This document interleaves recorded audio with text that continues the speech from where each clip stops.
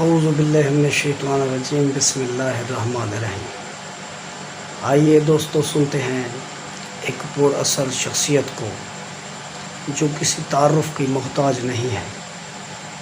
وہ پر اثر شخصیت جو کسی تعارف کی محتاج نہیں ہے، ڈاکٹر اسعد احمد۔ پاکستان کا ذکر قرآن میں، یہ بات بہت سے لوگوں کو، پاکستان کا ذکر قرآن میں آج سے 1400 برس پہلے۔ اس کے ضمن میں پہلے تو آیت سن لیجئے، آیت نمبر 10 ہے یہ سورہ انبیاء کی۔ لقد انزلنا الیکم کتابا فیہ ذکرکم افلا تعقلون، دیکھو ہم نے تمہاری طرف ایک کتاب نازل کر دی ہے جس میں تمہارا ذکر ہے تاکہ تم عقل سے کام۔ اب یہاں اس آیت میں ذکر کے دونوں معنی ہو سکتے ہیں، ذکر ہمارے حالات کا بیان یا ذکر نصیحت، تمہارے حصے کی نصیحت۔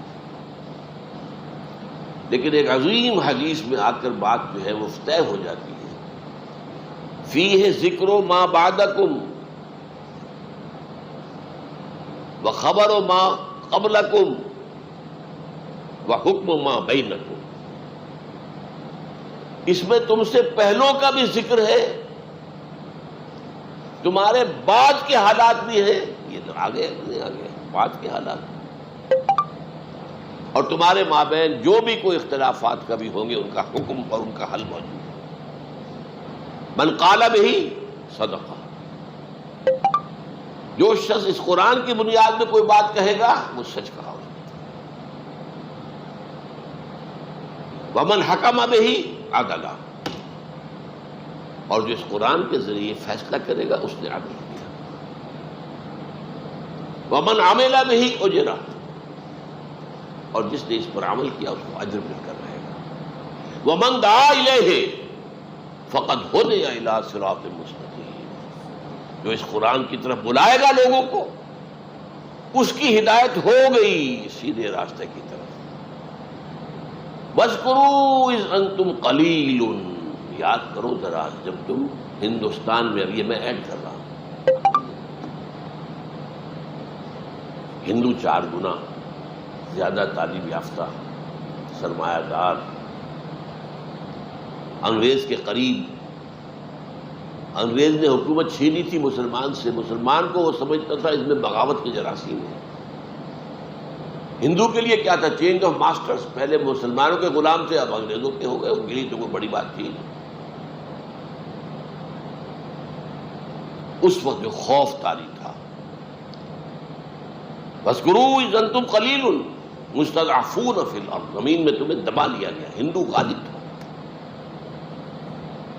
جو پروونسز جو تھے جہاں مسلمان اقلیت میں تھے وہاں تو ہندو غالب تھا، میجورٹی میں بھی تھا۔ میجورٹی کے صوبے جو ہے مسلمانوں کے، وہاں کے زمینداروں کی زمینیں ہندوؤں کے پاس رہن تھی، اور اگر کوٹا سسٹم نہ ہوتا تو یہاں تو مسلمان کو تعلیم یافتہ ہوتا ہی نہ۔ میڈیکل کالج میں کوئی مسلمان داخل ہو سکتا تھا، انجینئرنگ کالج میں کوئی مسلمان داخل ہو سکتا تھا، وہ تو کوٹا بنا دیا گیا ہے، اتنے % سیٹیں ملیں گی چاہے نمبر کم ہو۔ وَاذْكُرُوا إِذْ أَنْتُمْ قَلِيلٌ مُسْتَضْعَفُونَ فِي الْأَرْضِ تخافون یتخطفکم الناس، اب یہ تھا مستقبل کا خوف، تمہیں اندیشہ تھا کہ تمہیں لوگ اچک کر لے جائیں گے، ہندو چھا جائے گا، ہندو ایکسپلائٹ کرے گا، ہندو تمہارا مذہب تبدیل کرے گا، ہندو تمہاری زبان ختم کر دے گا، ہندو تمہارا کلچر ختم کر دے گا۔ اس کے عزائم نہایت خوفناک تھے، نہایت خوفناک، نہایت خوفناک۔ یہ 16 اپریل 1946 کو تقریر کی تھی محمد علی جناح المعروف بقائد اعظم، یہاں آپ کے حبیبیہ ہال جو اسلامیہ کالج کا ہال ہے، خواتین کے اجتماع، جس میں انہوں نے کہا تھا اگر خدا نہ خواستہ خدا نہ خواستہ خدا نہ خواستہ ہم حصول پاکستان میں ناکام ہو گئے تو ہندوستان کی سرزمین سے اسلام اور مسلمانوں کا نام و نشان مٹ جائے۔ جو شخص ذرا بھی واقف ہے جناح کی شخصیت سے وہ جانتا ہے وہ لفظوں سے کھیلنے والا نہیں تھا، وہ اوریٹر نہیں تھا، خطیب نہیں تھا، جوشیلا نہیں تھا، جذباتی نہیں تھا، تو بہت ٹھنڈا آدمی، وکیل تو بہت ٹھنڈا ہوتا ہے، ججی تو نہیں بات کرتا. تو تخافون ان یتخطفکم الناس فآواکم، تو اللہ نے تمہیں پناہ دی ہندوستان کے مشرق اور مغرب میں. تو ملک عطا کر دیے. آؤ، کم سے کم اس وقت کے ہندوستان میں جو مسلمان تھے ان میں سے 2/3 کو ہندو کے غلبے سے بچا لیا. 10 کروڑ کل آبادی تھی ہندوستان میں مسلمانوں کی اس وقت، اس میں سے 6.5 کروڑ یہ مشرقی پاکستان مغربی پاکستان میں آ رہے، ہندوستان میں رہ گئے 3-3.5 کروڑ. تو کم سے کم یہ تو بچ گئے. تو ان حالات میں اللہ اپنا احسان گنوا رہا ہے. فآواکم، تمہیں اللہ نے پناہ دی. وَأَيَّدَكُم بِنَصْرِهِ، اپنی تائید سے تمہاری نصرت خصوصی فرمائی. وَرَزَقَكُم مِّنَ الطَّيِّبَاتِ، اور کتنی خوشحالی پاکستان کے وہ یاد کچھ ہوگی کسی کو. لعلکم تشکرون، تاکہ تم شکر کرو. اگر تم ان نعمتوں کا حق ادا کرو گے ہم اور دیں گے اور دیں گے اور دیں گے. میں نے وہ اگلی آیت کون سی پڑھی؟ سورہ ابراہیم کی علیہ الصلوۃ والسلام. وَإِسْتَأْذَنَ رَبُّكُمْ، جبکہ تمہارے رب نے اعلان کر دیا تھا لَإِن شَكَرْتُمْ لَأَزِيدَنَّكُمْ وَلَإِن كَفَرْتُمْ إِنَّ عَذَابِي لَشَدِيدٌ.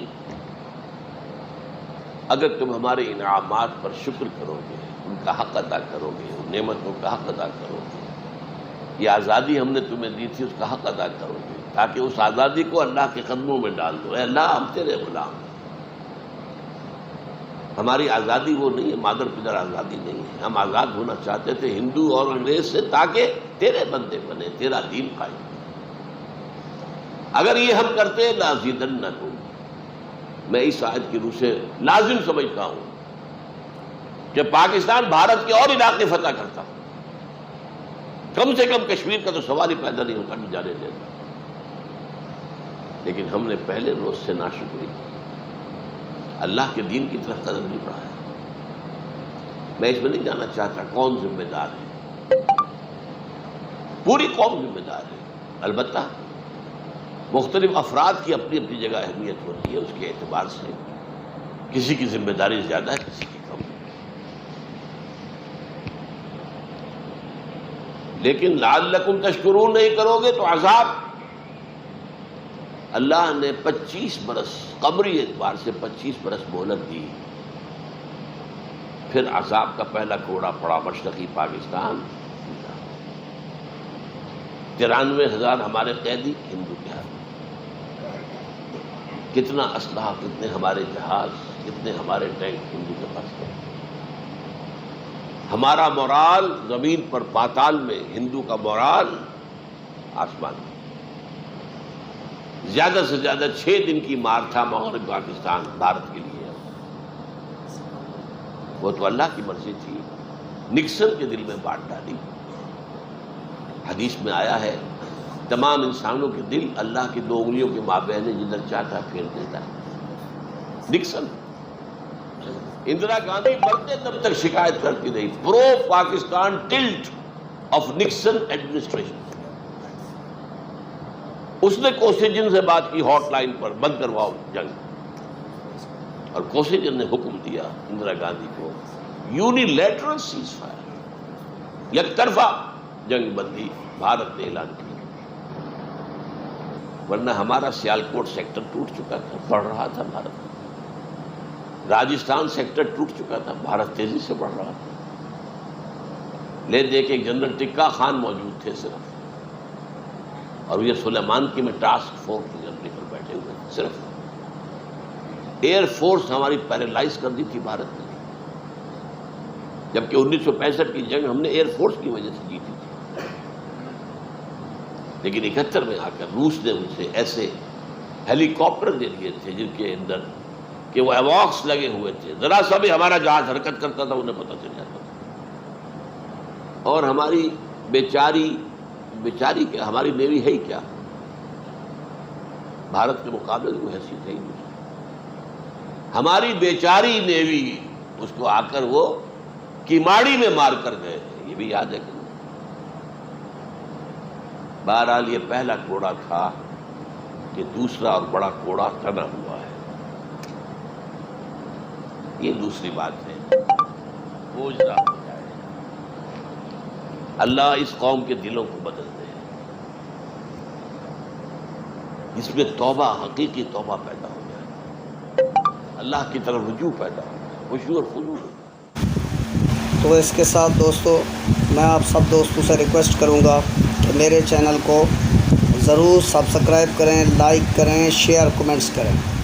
اپنا اور اپنے دوستوں کا خیال رکھیں۔